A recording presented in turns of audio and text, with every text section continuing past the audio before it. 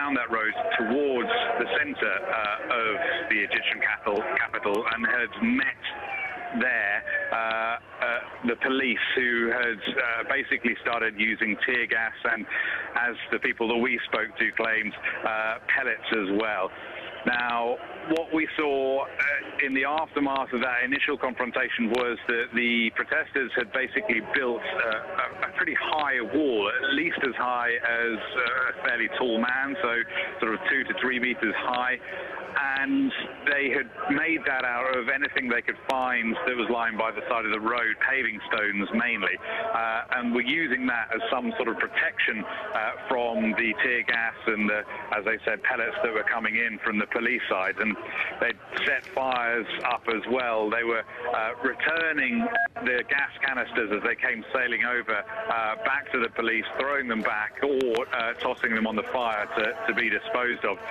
And from where I was standing, there was a fairly constant stream of people who were coming back from that frontline position, some of them injured, being carried on mopeds and in the back of trucks, being whisked down the road back in towards the tent encampment in Nasser City to the field hospital that Jamal was just telling you about there.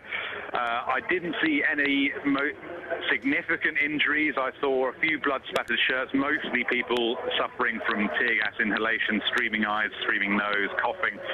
Some of them are passed out and were being whisked away very quickly. Right. That was about an hour ago. Right, and what is it that you're seeing right now? Well, I'm not in that location. Right, so I know. At the moment, I'm in the centre of Nasser City, which is near that field hospital. And what I'm seeing is a huge expanse of people stretching out. The women, men, they are listening to the calls from the stage. They're going out at the moment. They are praying. Anytime a helicopter goes overhead, a military helicopter, flecked with the laser pointing lights that are used in pretty much every protest that happens in Egypt these days, they shout Allahu Akbar, and a constant stream of injured people has been going past me into the field hospital where they've been getting treatment. What you're looking at right now, I mean, does it seem to be like a peaceful sit-in, if you can call it that, or a peaceful protest?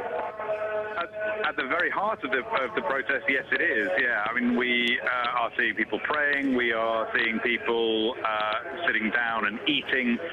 This is where the main body of the anti-military rule protest has been for the last 3 weeks, and it's essentially turned into a tent city where life has been going on. It's been Ramadan, so people have been fasting during the day. They've been reading Quran and praying and listening to the speakers on the stage. And where I am at the moment, it is peaceful. Now, what obviously I have seen on the outskirts of this is not so peaceful. That is where tonight the clashes have been sparking between the protesters and the police. And it's difficult to know which way this is going to go over the next few hours, but if it just stays as minor skirmishes on the outskirts of the protest, there may be some fatalities. Indeed, we have heard that there have been some fatalities, but if it stays like that, it doesn't seem like there will be the widespread bloodshed that many people in this country fear.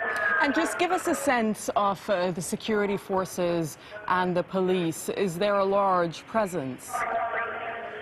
Well, there is no police on the inside of this protest or army, because this is essentially an anti-military rule zone, and the people who are running this protest have set up barricades around the outside, and the police have shown little interest in coming in here. Now, that's despite the fact that there are arrest warrants out for Muslim Brotherhood leaders, and some of them are believed to be where I am at the moment. But the police at the moment, well, for the last 3 weeks, have shown little inclination to actually push into the main body of the encampment itself, and they've stayed on the outskirts, basically containing it and trying to stop it from breaking out. And that's what sparked the clash earlier today that I was just describing. That was a march that was trying to move from this encampment into the center of Cairo. And of course, the center of Cairo is where the pro-military protesters have been. So the military, essentially, the police were trying to stop the two sides meeting, which would have led to quite some significant bloodshed. All right, we'll leave it there. Thank you very much. That's our special correspondent speaking to us from Cairo. While the protests in Egypt aren't restricted, in fact, to the capital. Take a look at these pictures. They're from the city of Hurghada along the Red Sea. People there have been rallying in support of the military. And this amateur footage shows protests in support of the army in the northern governorate of Gharbiya. And there were also protests for the military in Arish, that's in the northern Sinai desert. It's become a sensitive area with several attacks against security forces over the past few weeks. But it wasn't only those in favor of military rule making themselves heard. Anti-military protesters also held rival protests in the town of Arish, that's in the Sinai. And anti-military protesters also took to the streets in other places across Egypt, including the northeastern city of Ismailia. Well, earlier, we spoke to some of the military's opponents in Egypt's second city, Alexandria, and they claimed they're being attacked. If you can see from here, as people over there, they're trying to kill us, the police shooting us with a lot of bomb stuff, you know. And we don't do anything. We're just here to protest. We are here for supporting Morsi, our president, our legal president. And we don't know what they do for us. Are they trying to kill us or what? A lot of people injured. 2 people get killed today. And look at over there in Sidi Gaber. Sidi Gaber is another place in Alex. And over there, the army, the military, and the police, they protect the supporter over there of Sisi. I witnessed today that the peaceful supporter of Dr. Morsi been attacked in Asr prayer. While we just starting praying Asr, they start attacking us with the gangster, yes, and with the police, shooting on us, gas, anything you can imagine, just to let us leave the spot. The crowd was very huge.